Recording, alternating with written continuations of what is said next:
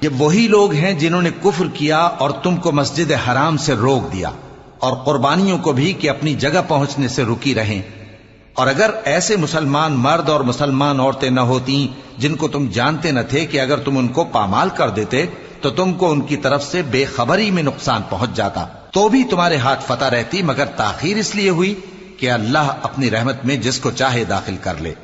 اور اگر دونوں فریق الگ الگ ہو جاتے تو جو ان میں کافر تھے ان کو ہم دکھ دینے والا عذاب دیتے۔ جب کافروں نے اپنے دلوں میں ضد کی، اور ضد بھی جاہلیت کی، تو اللہ نے اپنے پیغمبر اور مومنوں پر اپنی طرف سے تسکین نازل فرمائی اور ان کو پرہیزگاری کی بات پر قائم رکھا، اور وہ اسی کے مستحق اور اہل تھے،